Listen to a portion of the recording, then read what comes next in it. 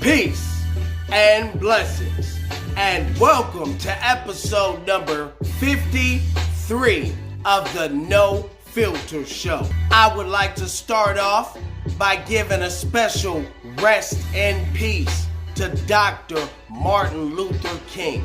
And during this intermission, I would like to feature the song produced by E.A. Ski from the album Perception is Deception, courtesy of Infinite Chaos LLC. The song is called Breathe, movie video credit Selma, biopic to Dr. Martin Luther King's contributions. Just breathe.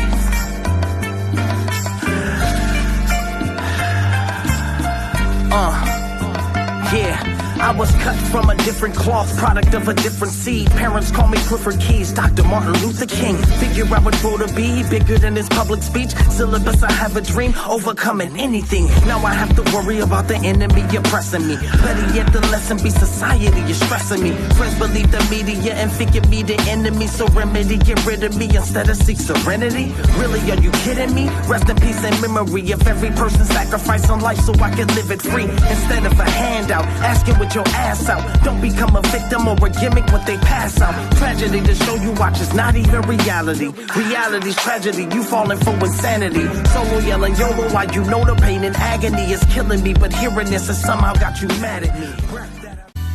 Now on today's episode, you have to bear with me.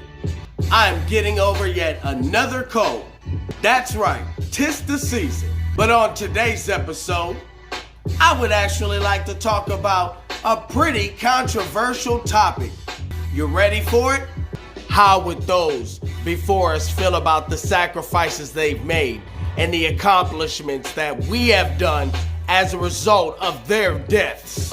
Now, this is a unique yet touchy subject. Reason being, depending on the perception in which you see it, or shall we say, hew it, will determine whether or not our forefathers that sacrificed their lives for the sake of our freedom would look at us and say salute, or will be turning over rotisserie style in their graves. Now, I've had the opportunity to have this discussion with several people, and depending on the perception or the lifestyle of the person, determine the response. And you would be amazed at some of the shit I heard.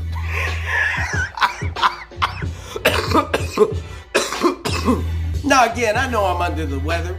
My daughter was making fun of my Raider scarf like you're rooting for the wrong team, and then had the nerve to tell jokes about my sweater, talking about I look like a soccer mom.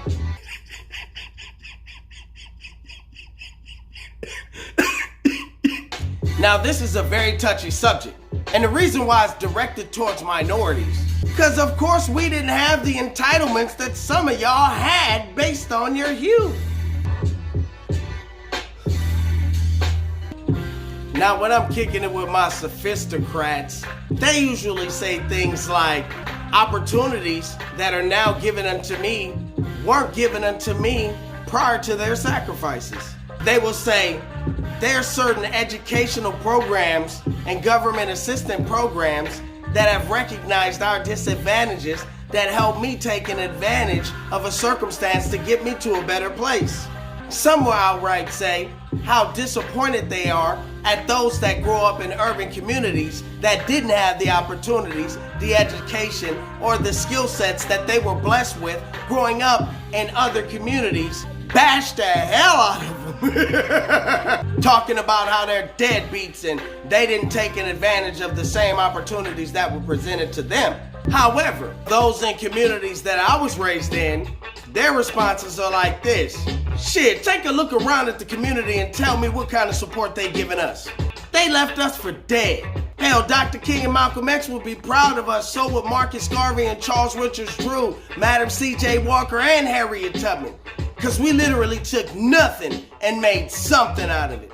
And the only reason why it's considered illegal is because we're not a pharmaceutical company and we can't file for the permits or pay any of the funds in order for us to be a legitimate establishment. How do you think these drugs and all this is imported into our communities? You think we flying over to Colombia and all these major exports on a norm to go pick all this up? True, true. Coming up in my neighborhood, I always wanted to be different than the stereotype. And here's my thing. You are entitled to be who you are as a human and an individual. But don't you dare point fingers as if we all have a fair shot and an even shot in this world that's based on perceptions. Look at social media. You can't even have an opinion without somebody jumping down your throat. Which is why this is so perfect that on Dr. King's birthday, C. Keys decided to pay homage to the Stop the Violence movement and the West Coast All-Stars. Now, let me show you how easy division happens. When I was a kid and I talked to anybody on the East Coast, they would defecate on the West Coast version, we all in the same gang. And when you talk to somebody on the West Coast, they would always dog somebody on the East Coast, talking about how we all in the same gang is better than self-destruction.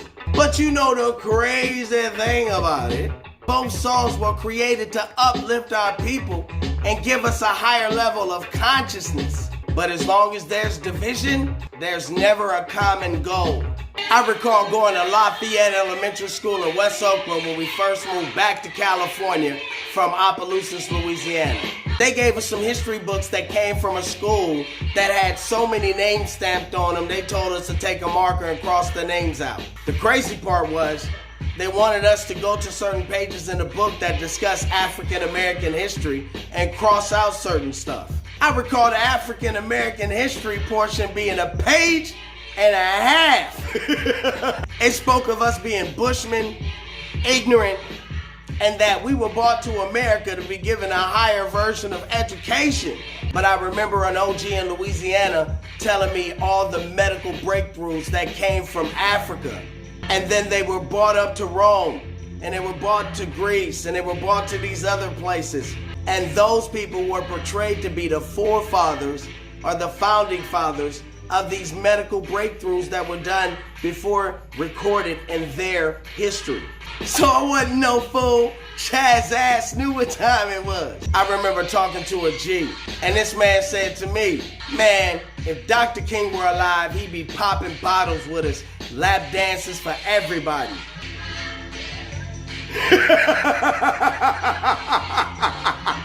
And without further ado, lyrics by C. Keys, production courtesy of the Stop the Violence movement and the West Coast All-Stars, the No Filter Show, episode 53. Peace and blessings. 1, 2. Yo. Check it. Money makes the world go round. Some trust they got the money and bucks and carry as a crutch built by African Americans and stack it on the back of us. Half of them are civilized, the other half is acting up. We are not the other half, so please stop attacking us. Understand we understaffed, meaning head of working class. Not because of lack of skill central through the looking glass, but how they perceive us with the evils, what they looking at. Rotisserie roast them like a television cooking class. We are all unequal to each other, what you looking at? Dedicated father, hard worker as a black man. Not a killer or a thug in a black mask. In the club tip cup with a bad rash. Not an MC gusto out of low cash. Don't you know we got to put our heads together?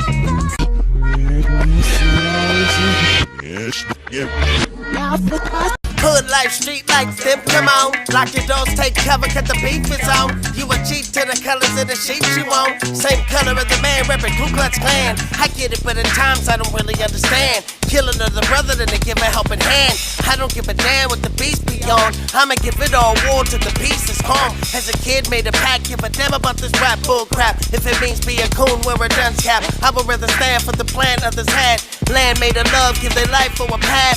Take a gander at that, better a chance. Matter of fact, if I blow up, a bonus of that. In my craft, beyond the stash, willing to stack. I can make a couple 9 to 5 stacks and I bounce back.